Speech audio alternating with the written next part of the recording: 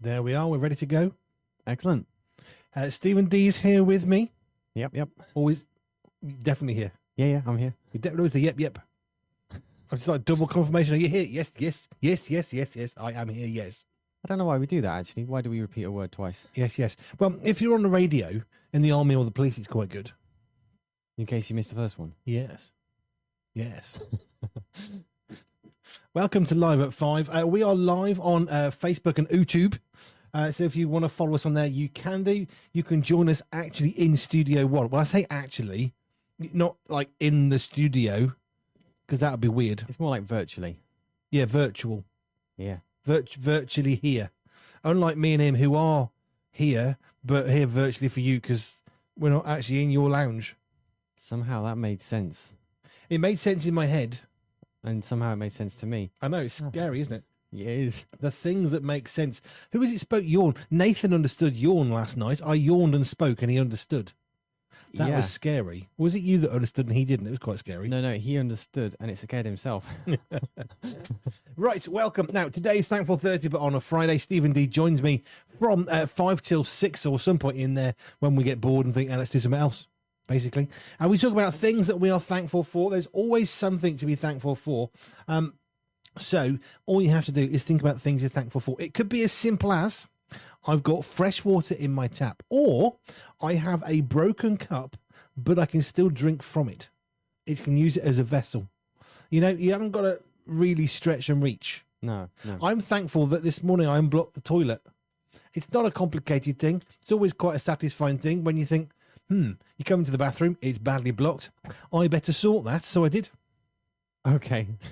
Well, I'm thankful that I could, because it's not always that easy. We do have a trick we've learned. So we have a septic tank, so we can't pour bleach down or any toilet cleaner stuff, which is the normal stuff. You put your toilet cleaner down and it lubricates the U-bend, okay? A bit of technical stuff. But we can't do that. So we get loads and loads of limescale buildup because it just happens. And the thing is, although we can put some, what's the powder stuff we stick down there? The white stuff. Is it, it's actually used in cooking, this stuff. See, it's like an acid. Bicarbonate? Is it? No, not quite. There's a stuff that we use. Use it in cooking normally. We actually buy cooking grade stuff because it's much better. You pour a bit of it down the toilet and it dissolves the limescale so it washes away. But that only works to a point. Mm-hmm. So that means because we can't put anything really nasty down there, it gets blocked frequently. So what we have is some septic tank friendly washing up liquid. You pour a big glug of that down, leave it, give it a good slosh, and flush the toilet every so often, and it helps get rid of the blockage. I'm really sorry if anyone's having tea. It's 5 o'clock here in the UK. I know, but it's like a public service announcement. I'm helping you to unblock your toilet, and if you're on a septic tank, please make sure you don't put bleach down your toilet or your sinks. That would be really, really bad. Bleach has its uses, but it's strong stuff. Yeah, we do use bleach in the house, actually, but we have to use a spray version, and we have to dry it up so it doesn't go down the plug holes. We use it in the kitchen sink normally. Gives it a proper clean, but there you go. Okay. The joys of living with a septic tank. Mm-hmm. Made worse by the fact that when it rains really badly, all the fields, for some reason, somebody once upon a time thought, I know what we'll do. Here's a pipe. We'll put the field drain off into that pipe that's already there, running past that farmhouse. That can't be a problem. So, yes, we have this situation where you can look at the toilet water downstairs and it rises and falls when it's raining because the water's coming off the fields, down the pipe, and it causes problems. Have you ever noticed any time some workman does any kind of work, they'll always go, whoever's done this before has done a bad job? Yes. Every single time, without fail. Absolutely. I remember a guy who came to he was fitting a brand new boiler, all right? And so they had to do lots of work. And one of the things he said was, I'm really terrified of this particular pipe that was bringing the mains in. He says, I understand that code changes over time. So in other words, what you're supposed to do is a standard changes and it improves. He said, I know that changes. He said, but I don't know when this was even in code. Quite an older guy. So apparently this is going back to 2001. Okay. The code has changed since then. But in 2001, the law at that point said, if you're putting a gas pipe in, a mains gas pipe, you have to have a pipe within a pipe. Right. That was in 2001. It's probably changed since then. The basic idea, if you drill, you hit a pipe, you're going to know you've hit it. You might puncture the outer pipe, but you won't hit the inner pipe. That's kind of a safety feature, okay? He said, of this pipe we had. I don't know when that was even legal to begin with. It's not that old. Someone has done something that's never been legal, and this is the mains gas supply into the house. No drama. Yeah, there's a number of times when I've heard stories like that, and actually, if you stop and think about it, that's something to be thankful for, because it didn't go wrong. It could have gone really wrong. Yes, I'm very thankful for the fact that one of the heating engineers, we went with a big company in the end. We got a load of quotes, all right, and there was a really good cheap quote. The reason why we went for the big company that everybody uses and not for the little person, which I wanted to employ, is because they left us with a gas leak. I'm thankful in 2001 that we didn't die, quite honestly, because we had a back boiler. Do you know what a back boiler is? No. No, they don't exist really unless they're already in a house. A back boiler looks like a gas fire on the wall. Okay, so when you look at it, you think, well, it's just a fireplace. But behind the fireplace is a boiler mounted in the wall. Okay, and so it's called a back boiler. So what happens is you have the gas fire has a pilot light. This is so important, and that pilot light feeds the gas fire, or very importantly, the boiler. Now, a guy came, looked at the house. I'm just going to turn your gas off, do some checks. I've got my lunch. Thank you. I missed my lunch and my breakfast. There we go. In front of the camera. This is the service we get, you see. There you are. I got cheese on toast. With tomato ketchup. Cheese on toast with tomato ketchup. You're going to have to do some talking in a minute because it's hot. Okay. I wanted a hot meal, and this is hot. And it's been grilled, not Ooh. microwaved. Whole different eating experience. Anyway, so he came and he took some tests. He says, well, I've just got to turn the gas off so I can test the pressure of the system and make sure we know what boiler it can have. It was all very clever. Anyway, as he left, Joe and I were in the house thinking, do you smell gas? Yeah, I can smell gas. Anyway, we called him back because he'd gone. He had 2 apprentices with him. Here's why we didn't use that man. Oh, well, I did wonder when I saw a bit of a drop in the pressure. I didn't think it was much to bother. Oh, well, that's one of the apprentices' fault. I remember thinking, no, your fault. Your apprentice. That means it's your fault if it goes wrong, not the apprentice. So he left us with a gas leak. That's why we didn't use the local independent engineer that came highly recommended, because he almost killed us. Not on purpose, but that's why we went with the slightly more expensive, actually know what they're doing, not going to kill us quote. If he was in America, he'd get sued, wouldn't he? I mean, not so much necessarily. Well, even so in this country, actually. Well, we thankfully could have been in a position where we wouldn't have had the opportunity to sue him if we hadn't very carefully opened the windows and doors and got out of the house. We were starting to feel sleepy and drowsy. Properly bad. I'm going to eat some cheese on toast, and I don't care if this is live radio. Okay. So that reminds me of, actually, you mentioned you were aware there's a gas leak, how gas has the smell inserted, and that's the story that Ross told on one of the Friends episodes. It goes on and on about this gas leak, and it's really funny. Yeah, methane, CH4, actually isn't that smelly. No, but they have to add the smell, probably through some chemical, which then alerts you to the presence of gas, which is very important for safety. Since we I are... won't let you hear the chewing. That's not good. That's not good form. No. So we're here to do things we're thankful for. So I'll just list the things I'm thankful for. You can get in touch, by the way. Email is hello@pure247radio.org. hello@pure247radio.org. Also, there's WhatsApp, which is the green button at the bottom of the website. There's also the app, so you can message through the app, and also on the socials, Facebook, Instagram, and X. I do believe we have a happy smiley face. I have my favourite fork. Did you know that? Oh, cool. It's a favourite fork I have. It's all round and curvy. Yeah, nice to hold. There are some cutlery, like really cheap teaspoons, which I've seen, which are sharp ends. They're not comfortable to hold, stirring tea and things like that. It's miserable. Anyway, Don't use a knife. Teaspoon edge. Would that count as something you're thankful for, that fork there? Excellent. Yeah, things we're thankful for. That's what we're trying to do, because it's good for you to list the things you're thankful for. It really does help boost your mental health and stuff like that. So, things I'm thankful for. Right now, I'm very thankful for this drink because it is surprisingly warm in the studio. It felt cold yesterday, but today I'm feeling quite warm here in the studio. I'm in my t-shirt and I've got a nice cool drink, so I'm grateful for that. So, drink. I'm also grateful for... What else we got? You know, we always talk about interesting stories here. I've never actually once said that I'm thankful for them. I am thankful for these interesting stories. They provide entertainment and talking points on the radio, which is ace. So I'm thankful for these interesting stories. So I've got in front of me. We'll probably get to some of these a little bit later on in this segment. I know you're not supposed to eat on live radio, but I missed my breakfast and my lunch, and I'm hungry. If you're hungry, you need to eat. That's the simple thing. I mean, we often joked about it. Someone says, I'm hungry. You say, I think what you need to do is eat. And it always makes you laugh. It's priceless.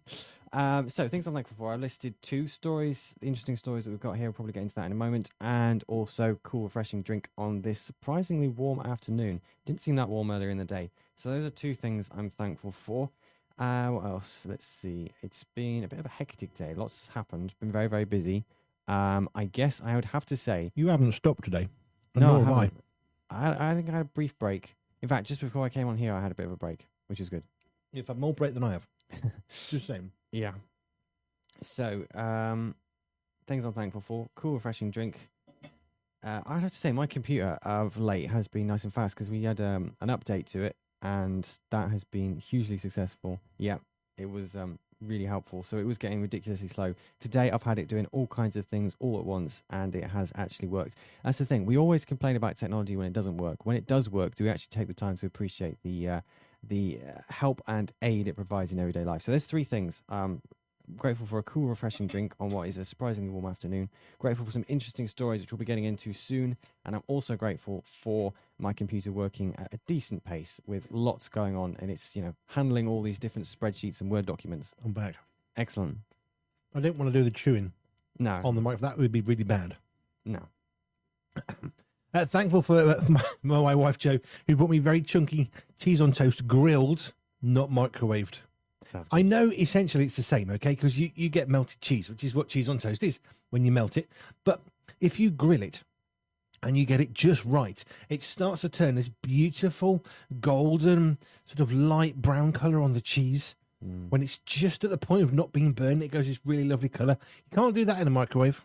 You can take it to the next level. You can make pizza on toast. So if you have some tomato puree, you spread that on the slice of toast. You then put grated cheese on top of that. And if you've got any pepperoni or bits of meat, you can put that on top and then pop that under the grill. And you've got pizza on toast. I've never thought about that. I've done it once or twice. Leftover tomato puree in the fridge, bit of grated cheese. I think the bikers guy, the biker cook guys. Hairy Bikers. Thank you, Hairy Bikers. They did they got a healthy section for a while, and they did tortilla wrap pizza, I think it was. Yes. And I remember thinking, that's not a pizza. If you need to lick it off the thing, it can't be a pizza because you can't hold it, can you? No. You'd need like you'd need some sort of flat implement just to lift it up, and then you wouldn't be able to eat it. So, I mean, it looks fine. It makes a pizza. We have done it when we had some leftover tortilla wraps and all the makings for pizza. It's quite good for using leftovers.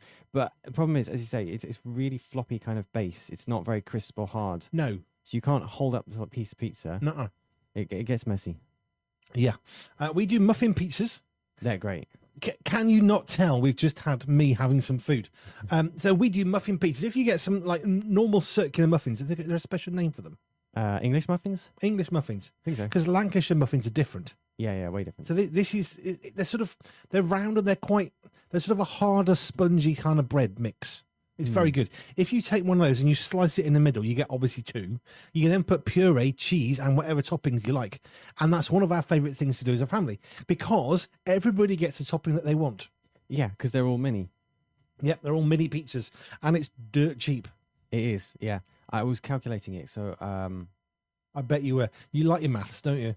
yeah. I've forgotten what I did with the maths, but English muffins were really cheap in the supermarkets. You get many pizza bases just from the muffins. And of course, whatever you see, you times by 2 for pizzas. Yeah, because you cut it in half. Yeah, that's the important part of it. Yeah, but here's a really, really, really weird thing. I always look at the price of puree. If we're going to do that meal, we're going to get through quite a bit of tomato puree. Less is not more. No, it's quite sharp. No, less is not more. You want more of it than less. Oh, that threw me. Yeah, I thought that was obvious. No, but it was backwards to how I like autocorrect. Autocorrect. Yes, I'm just auto-correcting the sentence. So anyway, I look at the prices of tomato puree, and sometimes you go in, and the tube, like a toothpaste tube type thing, that's really cheap. Other times the tin, little tiny rubbishy tin, that's really cheap. Sometimes the jars are cheap. And it's one of those where it ruins the meal when you think, oh, I bought the most expensive tomato puree in the world. So you want to buy the cheap stuff because it's a cheap meal, but it's a very good meal. Yeah, speaking of pizzas, we also made, from scratch using, a dough, pizza-based dough. And when we used that, we didn't use tomato puree, we used tomato passata. Yes. Which is... very nice. It's different. Slightly different. I can't remember why. It's much more liquidy. You couldn't Isn't it a use blend more? I don't know what it is, actually. Because puree, is more kind of condensed stuff. It's the Yeah. gunk at the bottom, which makes the amazing puree. But gunk at the bottom. Welcome to Andy B's cooking show. That sounds inviting. Yes, here's the gunk of the tomato. Slap on the gunk and you got pizza. What were we saying? How I have no clue. Tomato puree versus Oh, tomato passata. I was saying masala. That's a curry. Yeah, but so it's pizza with some masala sauce. That's a whole other thing we haven't tried yet. That might work. Yeah, That might work. do you know I miss curry. Yeah, it's got lots of stuff in it, like onions, garlic, all that kind of stuff. I can't have onion. I like it. I really can't have garlic. I really can't have garlic. I really miss garlic. I can't have ginger. Here's the thing for you. Top tip: if you've ever got an unsettled stomach, eat something with ginger. Ginger biscuit, ginger tea, lemon and ginger tea. Just get some ginger into your body, okay? And it helps settle your stomach. Unless your name is Andy B. And it makes it worse. So I had this ongoing thing with my stomach where it was really uncomfortable and really horrible, and I just felt ill all the time. And every time it happened, I would reach for a packet of ginger biscuits, which we always kept in the house. I'd munch some ginger biscuits and think, oh, I'm going to feel better soon. Then I feel much worse. So I'd eat more ginger biscuits. I discovered, who knew, I don't like ginger. Well, I do. My stomach doesn't. Yeah, one of those things. The other thing is mint. You can have mint, can't you? See, mint is good. I like peppermint. Some people describe mint ice cream. Spearmint. There used to be Yes. mint mints, and then there was spearmints. There was peppermints and mint, and then there was strong mint, and then there was peppermint. And there was sort of a nice off blue green turquoise colour, and they were very nice. They are a bit too sharp for some people, but I appreciate them. I like them. Yeah. All good. Why are we talking about food? This is supposed to be Thankful Thursday, but on a Friday. Well, I've given the 3 things I'm thankful for. It's over to you. I lost track of how many I gave. You mentioned your fork, and I guess the cheese on toast. You just need one more. I'm going to show you my fork, okay? Because if you have one, please send it through. So we have various forks. We were given this when we were married, Jojo and I. I can't see the screen. Hang on. Let me just go to there. Let me go bigger for me. There we go. Right. So actually, no, you don't know that one. There you go. Right. Stephen's camera's nearer to me. Okay. So this is the fork. Okay. And it's really it's nice and smooth. It's curvy at the top or the bottom, and it's a perfect shape. Okay. There you go. And we were given these when we got married. We had 2 sets. Okay. We had these. And we had these ones that have got, instead of this being like a curvy end, all right, this is sort of roundish, they're like a square end. And they're not as good. Let's go back to the camera. They're not quite as good, you see. And I've never been able to find them since. And it's my favourite fork. Am I allowed a favourite fork? Absolutely. I don't see a problem with that. I have a favourite mug. Well, this is true.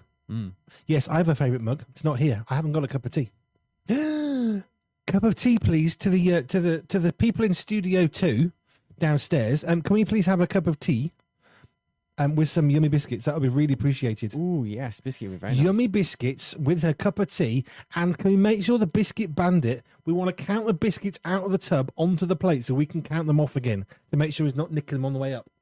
Yeah. We know how this works. If you're unsure of the biscuit bandit, could you give us a bit of a rundown on the issues? Because I saw this in the presenter group with a new presenter. Watch your biscuits. This is why we have to say this. So, would you like to explain to the lovely person listening right now, what is the biscuit bandit all about? Why are we so cautious? Okay, so the And while he's doing that, could people downstairs make a cup of tea for us, because we need it in the studio? It's super important. And some yummy biscuits that you made last night. Yes, I made these last night when I should really have been going to bed. But I like making them. They help me relax, and most Who importantly, needs sleep? Who's got time for that? exactly. And so these biscuits are the produce of my blood, sweat, and tears when I should have been sleeping. I'm hoping there's no blood, sweat, or tears in them. That would not be such a nice mix. You know what I mean? Yes. So the Biscuit Bandit, basically, we did this live at 5, some point last year, I think it was, during the winter months, I'm pretty sure. And we requested a cup of tea from the office team if they were listening, and just to see how long it would take for them to come up. And they did come up with tea, plus bonus, they came up with biscuits, which is great. They came up with a plate, and there were 5 biscuits, which is an odd number since there's 2 of us here in the studio. So we thought... Actually, let's go back a bit further, because I asked for a cup of tea as a joke and an experiment, and in the end, Katie Mack was so worried for my health, she actually started messaging people in the office saying, "Get him a cup of tea. He's going to die of dehydration." Yeah, we may have been a bit melodramatic. I don't think it was melodramatic. It's more that I needed to get over the point that if I didn't have a drink, I might die. Yeah, melodramatic. Melodramatic. So we asked for biscuits. 5 came into the studio, odd number. We started complaining, and 5 was a random number. I thought, well, that's really number. yeah, Why would you put 5 into a room with 2 people? Because it's not going to be split. it's only going to But cause I strife. thought, I always give people the benefit of the doubt. I thought, well, maybe there's only 5 biscuits left, so they've given us the rest of the packet. Or they thought, well, there's only 4. We'll put the extra one on because what are we going to do with that? But either way, we just thought, why 5? And then It's an odd number. it is an odd number. And as it transpired, one of the biscuits had been nicked on the way up. Because Yes. Now, the legal definition of nicking is taking it and it ain't never coming back. Taking with, no, what's the, taking taking without the owner's consent, that's talking. I know the police jargon, permanently depriving. yeah, that's the one. Taking with the intention to permanently deprive. Any police officers listening, you can correct me, it's fine. But that's what it means. It means you've taken something and you can't get it back. If you borrow something, then that's not quite as serious. It might be bad, but it's not quite as serious in law. So yes, he took it and he definitely permanently deprived of us having that biscuit because he ate it. Yes. Now, in his defence, he didn't realise that there was a specifically allocated number of biscuits on their way. I may have to eat the biscuits to live up to my name, says Peter. Ah, No, Peter, you don't need to eat the biscuits to live up to your name. Actually, you could shrug off the manacles of history that limits you to being the biscuit bandit by not nicking the biscuits. that would be nice. That would be nice. I think it's worth doing. You know what, actors get typecast, don't they? Yeah, yeah. So they'll do a comedy, and we've been watching Home Improvement. Okay, it's a really old TV box set. We don't have a TV license. We love watching old box sets and DVDs. That's what we do to relax, not TV. But in the film, in Home Improvement, I was looking up the main actor and actress. So Tim Allen plays the man who's in Tool Time. Okay. That one, and then the wife, his character who plays the wife, I looked her up. Thought, what else has she done? And I loved one of the comments. She said, "You know, I loved doing comedy. Tim Allen was really good fun to work with, but comedy is really hard work and really tiring. And I couldn't wait to do anything that wasn't funny because it's easier." Which I thought was fascinating. So she tried to break out the mold of the happy-go-lucky, everything's okay wife, as she kind of described it. And it was sort of interesting to see her wanting to do anything other than comedy. Not because she didn't like comedy, but it says it's really hard work. Keeping a straight face. Yeah. Which they don't always do. Home Improvement, Tim Allen, it's just good fun. It's good. Fairly clean comedy as well, basically. I don't think so. That's one of the lines in the film. Yeah, it is. Or the program. Yeah, so we haven't had a TV license. I was working this out earlier. We'd know the stupid letter from the licensing people. Yeah, I've got a license. Yes, it's because we don't watch TV. Yeah. So I don't need a license. Perfectly legal. I don't need a license to say I don't watch TV. And I don't even need to tell you I don't need a license. I looked this up earlier. I spent a long time. Did you know this? In the UK, this is not legal advice, but in the UK, according to a barrister who's done a half-hour video of this amazing research recently, like start of this year, is that the thing is, those letters that you get, you don't even have to respond to them. Don't even have to open them, I No, presume. they have no legal power whatsoever. That's cool. So every so often you're supposed to say, yes, we haven't got a license. We're not going to use a license. And it really irritates me that something I have not had for more than a decade, in theory, I should, if I was a good citizen of the United Kingdom Shire, I'd be saying, yes, I'm not having a TV license. Thank you ever so much. Just to update your records. No. Imagine having to prove that you're not making use of like a different supermarket.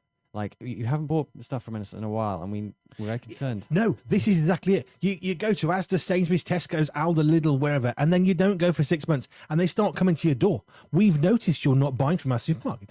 We need a letter from you. You need to fill out this form to say you're not coming to our supermarket, then we won't come back.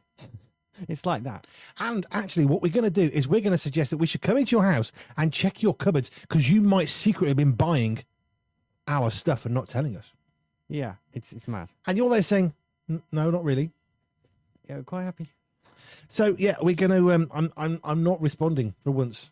It's not rebellious. You don't have to, Yep, that's the law. and it really winds me up because I've not had a TV license for 11 years, and I don't want to have to interact with TV licensing saying I haven't got a license.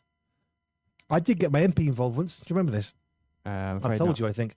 I got my MP involved because I was getting sick and tired of being threatened with legal action and all this stuff. My MP wrote TV licensing for me.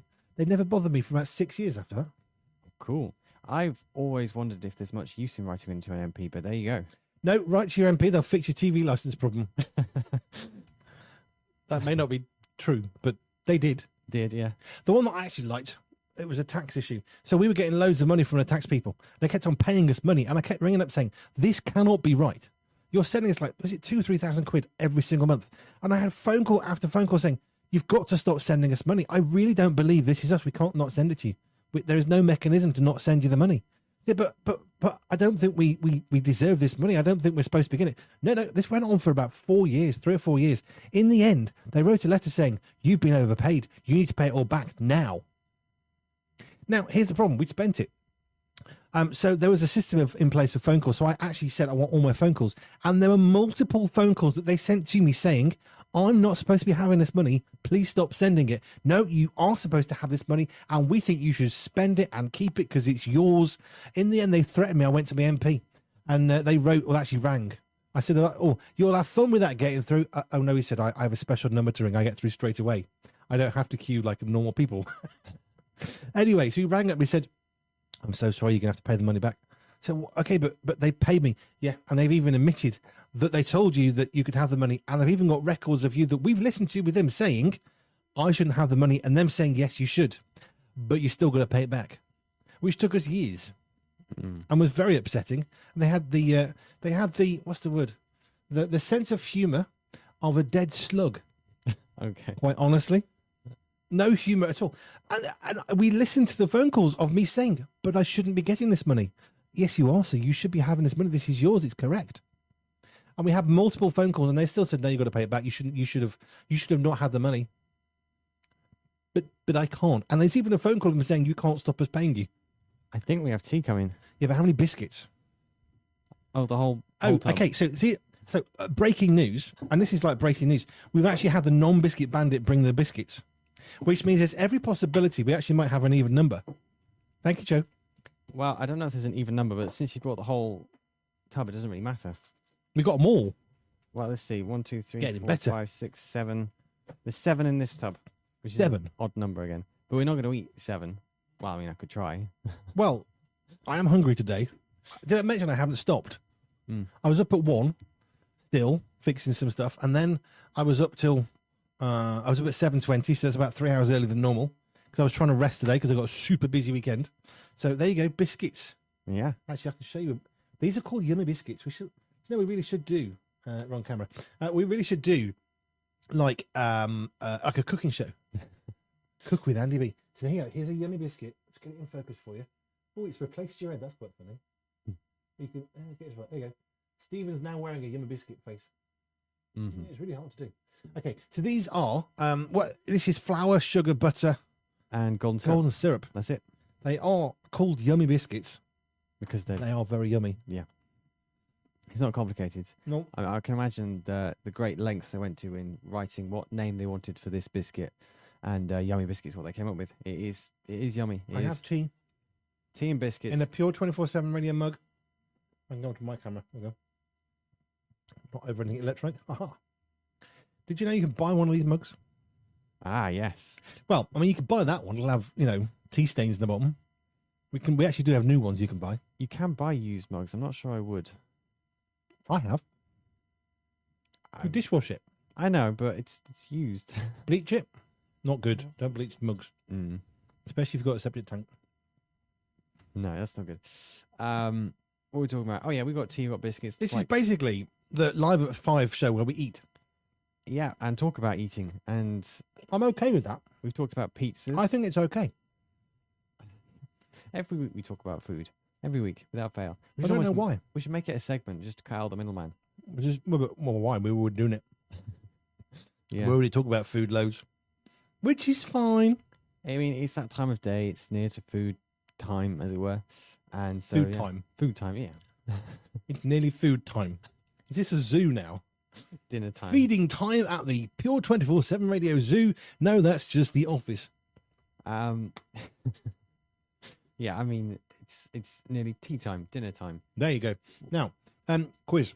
Monday. Ah, yes, Manic Monday quiz coming up Monday. So at 8 o'clock on the wake up call on Monday morning. Ooh. Now, if Dan Rousey's listening, which he may or not be, he may be, Andy Brown has now tangentinized my day. Full English breakfast pizza. Ooh. Just saying. That sounds very good.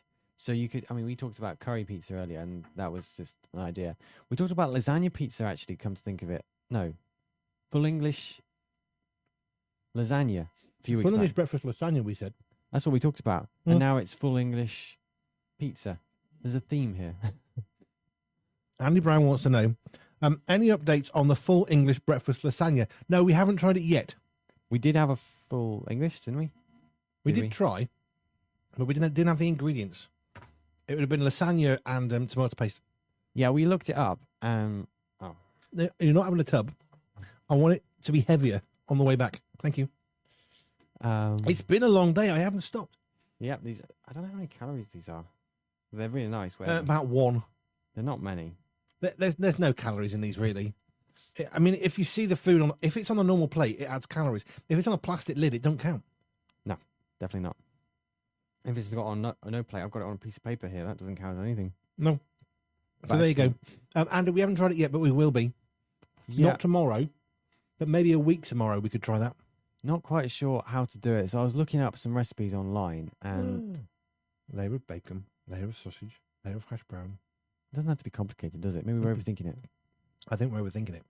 Yeah. But would you have to cook all the food before you put it in the oven in a lasagna? Because it would burn before it's cooked. You might. Well, when you make a lasagna, you typically cook it first, and then you just put it on a very low heat. Or you could part cook it, so it's basically cooked. But you could do like a tray of hash browns. Mm. You cook your English, you cook your breakfast, don't you? Really, you cook your sausage, your bacon, your hash browns. Mm. The three sort of core. There's other bits and pieces. You then do a layer of sausage first on the Yeah. bottom. So you put the layer of sausage, then you put the layer of bacon, Mm. another layer of bacon because it's quite thin, and then another layer of bacon so it looks better thickness. And then you can have your layer of hash browns. So you could replace lasagna sheets with bacon. You replace your minced beef with sausages, and then Andy Brown, the legend, put a piece of bread on top, and then it'll stop the rest of the food burning and make you a nice piece of toast at the same time. genius. He's thought this through. Yeah, I think we have a battle plan for making this concoction. Whether or not it will work is another matter. Well, I think whether it works or not, we can't say that without trying. That's true. You have to try it. And we have to have a go, really. Yep. And then there's Edison with light bulb, and he got it wrong 250 something times. And So we need 250 lasagnas that's cooked breakfast. Because you might decide sausage on the bottom layer, not so good. Maybe that's with the bacon. I suspect you need some kind of sauce, though. That's my only thought. I'm guessing you need some kind of tomato sauce. Most people would put beans in there, but I don't like beans. Oof, no. No. So you need the sauce that would go in with beans minus the beans, basically. I might get bits of beans. No. You make the sauce that would have gone into the beans had there been beans that you're making. But isn't... that almost made sense. But isn't... you can make a tomato puree. If you make some tomatoes and you sort of bake it down, you could like moule it to make a very gentle, not a paste, like a tomato puree paste, but you can make a slightly less watery. Because when you moule a tomato tin, which is what we do, you put a tin tomatoes into the thing, you moule it, which sort of mushes it at the bottom to get all the solid bits out, and you get this beautiful, almost a paste, but it's not sharp paste taste. Anyway, Andy's. Andy said, I think you have to make it and try it in the name of science. Sorry if I just coughed all over you. I have to make it in the name of science. That's what we should do. Absolutely. Research and development. That's what we're missing on this show. Pure lasagnas. I can see it now. Dan Rice will be telling me off for another pure project. I'm thinking you have the sausage and bacon in layers, some kind of sauce in amongst it all, and then you need a potato topping. So either waffles or fried potatoes or... Now, you see, if you use waffles or hash browns, you're going to get a very different thing because the hash browns are in little triangles. They would go quite neatly. And so would the waffles. But the waffles could actually retain bits of flavour in the holes. Yes. We're talking English waffles, not American waffles, which are sweet. These are savoury, mashed potato with a sort of wonderful golden crispy thing. And they're in a grid shape, but with holes in between them. All right. Whereas the American waffles, they're not actually holes, they're like indentations. These go all the way through, which means the waffles will actually save any flavour. And then you could use lots of cheese on top. Yes, cheese is the other thing I'm forgetting. Yeah. You can have a lasagna without cheese. That would be like a pizza without cheese, or Well, it's like having a steak without cow. It don't work. yeah, What would be a vegetarian full English breakfast lasagna? A just salad? tomatoes and mushrooms. Salad, I guess. Yeah, Is salad and a tomato? I've heard of some of the horror stories of people who are vegetarians and they go for a vegetarian option and it's just minus the meat and you can see the Oh. markings of the meat. No, I know someone who had that happen. Yeah. Yeah, everyone ordered their food, and one person said, "Can I have the vegetarian menu, please?" And they ordered the vegetarian option. Anyway, it came, and it came with meat, and the person, "Oh, I'm so sorry, it's the wrong food." And they said, "No, it's fine." This is when vegetarian food was still an oddity, really, Yeah. back then. Anyway, so 80s or 90s or something, and they took it away, and it came back. "I'm so sorry that we brought you the wrong plate," and the plate literally had, obviously, the chicken just been scraped off, and there was a gap. And the marks of the sauce had left. I don't think that person got a tip. No, probably not. It's No. not. That's just rude, to Thing be is, honest. If someone wants to be a vegetarian and eat vegetarian meals, that's absolutely fine. Who are we to stop them? No. More meat for us. See, that's the other thing. If someone wants to be a vegetarian, encourage them. Absolutely be a vegetarian. You go for it. Go for the vegan option. That's fine. I'll have your meat. Don't worry about it. Yep. What's that joke about cows? Cows are obviously what we make burgers and all sorts of things from. But somebody pointed out that cows are actually vegetarians because they only eat grass, right? Yeah. I mean, the odd fly, I guess, but it's not on purpose. They're sort of mostly vegetarian. They only eat grass. And yet, therefore, since they're eating grass, we can eat a cow and we're eating a vegetarian meal. Yeah, it's plant-based. It's plant-based meat. It really is. It's plant-sourced meat. That's what a cow is. Yeah. What are we doing? Are we on radio? Or is We- this like a radio show or something? Yeah, sometimes we forget. Just get caught We're up. talking about killing cows and all sorts of things, but I don't know if we're doing what we're supposed to have been doing. We've said things we're thankful for. Andy's off on one. I think Andy's hungry. Andy, have you had your dinner yet, mate? Because honestly, it looks like you're hungry. Full English breakfast burger. Ooh. Wouldn't that just be an English muffin? You know, like a Well, breakfast muffin. No, because if you went for a Lancashire muffin as opposed to an English muffin, you get something that's a lot bigger anyway, and it's softer. It's much squishier, which means you can put the egg upside down so the yolk goes into the bottom of the bread, which is gorgeous.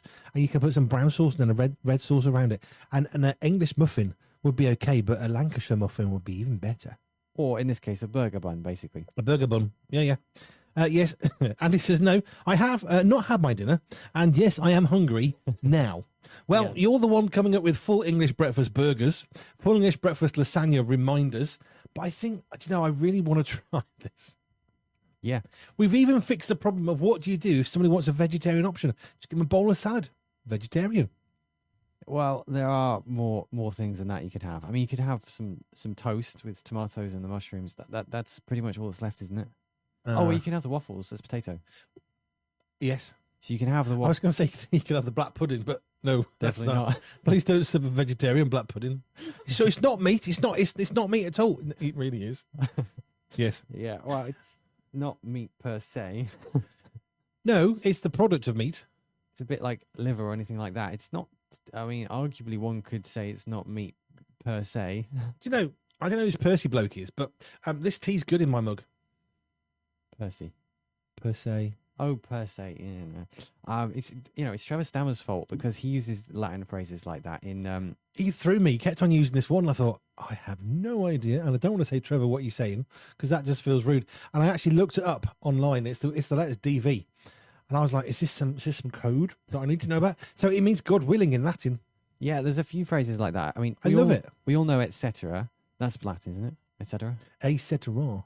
Yeah, and there's a few others, but then there are some that I had no idea about, and I've had to Google them. A few of them of late, and it's not just. There's a couple of the writers actually for Pure Media magazine. I think Dr. Richard Scott may have used a Latin phrase, and I was completely thrown by it. Sherry will use Latin as well because she's talking about animals sometimes. Oh yeah, But yeah, DV means God willing in Latin. I forgot what it stands for. Every day's a learning day. This is the thing about some of the amazing writers of Pure Media, the magazine. They make you have to go and learn.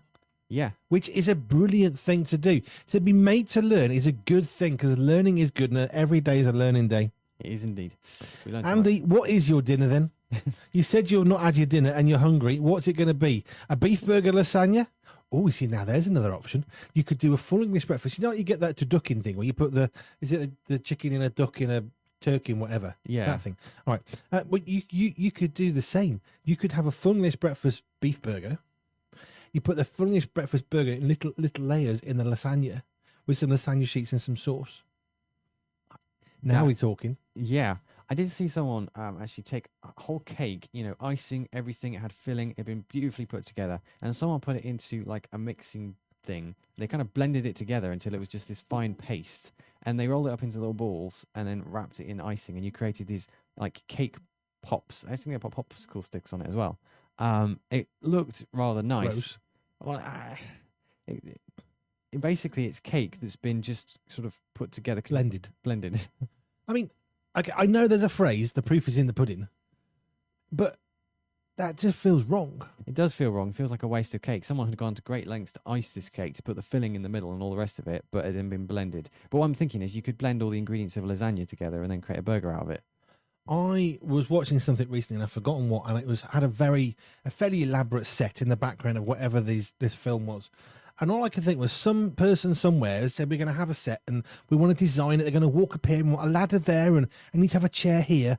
And yeah, could you make that? And you could see this carpenter coming along and carefully making it all great. So what's going to happen to it as a tank comes slamming through it? It's great. Yeah, you've just been smashed up. But it's like that. And if you're making, stuff for the movies or films, you got to know it's going to get blown up.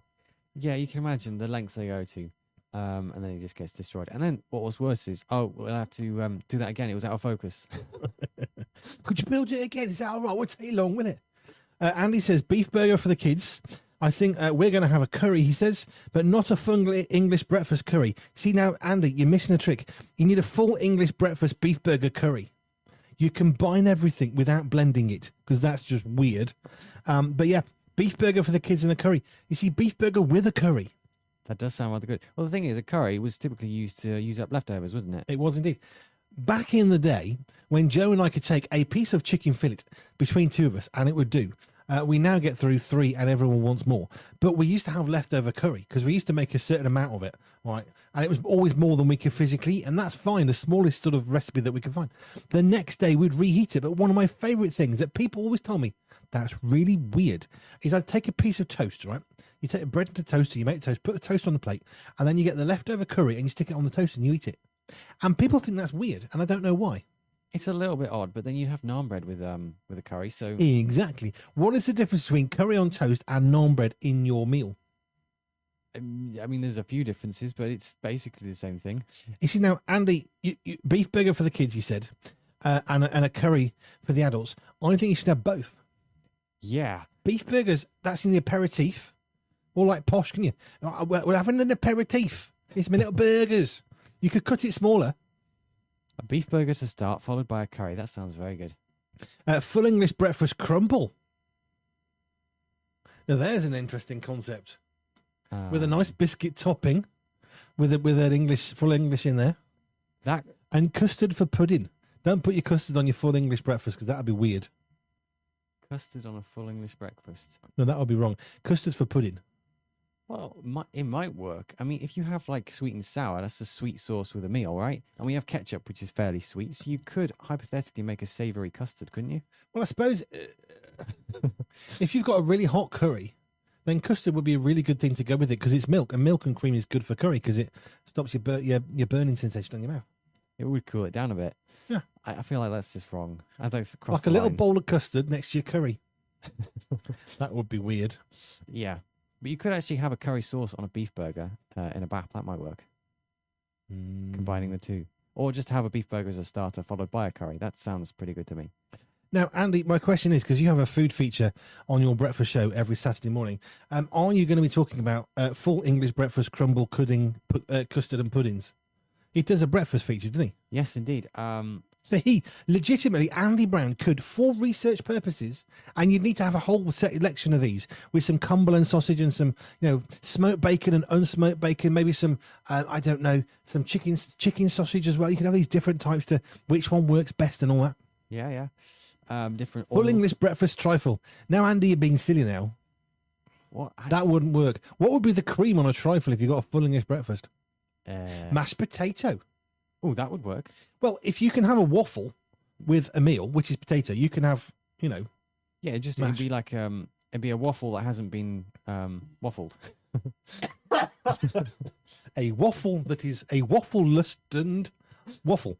Yeah. Full English breakfast. No, not tomorrow. He says. Discussion tomorrow on the show, talking about breakfast from Denmark. Ah, Denmark. Isn't that just a continental breakfast with like meats and stuff? Wouldn't they have something Lego themed? Don't eat Lego for breakfast. That would not be sensible. It's bad to stand on. It's even worse to. I'm going to cough. Hang on. So, yeah, I'm trying to think what Denmark is famous for other than Lego. I've been to Denmark. What did you have for breakfast there? I don't know. I think it's a little box of cereal. You know, you get those special little travel packs for your holiday. Oh, yeah. Little special. You got a tiny little box of cornflakes and frosted cornflakes and all that. And they're so small. You have to have 3 full packs of 8 to actually have a breakfast. Them ones. Yeah, they're massively overpriced, but they're very popular. They're strange things. Andy says, you just said full English breakfast trifle. That's silly. And then immediately started talking about swapping the cream on a trifle for mashed potato and waffles that have not yet been waffled. Just clarifying. Well, that makes sense, you see. I'm not sure we're being especially consistent this evening. Who needs consistency? It's live at 5. If it went serious, no one would want to listen. Yeah, and I do think we've maybe crossed the line with some of the food ideas. I think they are getting crazier, aren't they? I think there was some sense near the beginning. Well, the waffle-less waffles is a bit of a concerning thing. Well, you know what I mean. Isn't that just called an hash brown? Well, like a waffle is mashed potato that's been put in a waffle maker. So if it's a waffle that hasn't been waffled, it's mashed potato. It makes sense in my head. It makes sense. I don't know what to say to that. Ladies and gentlemen, the operations manager of Pure247 Radio. A waffle-less waffle makes sense.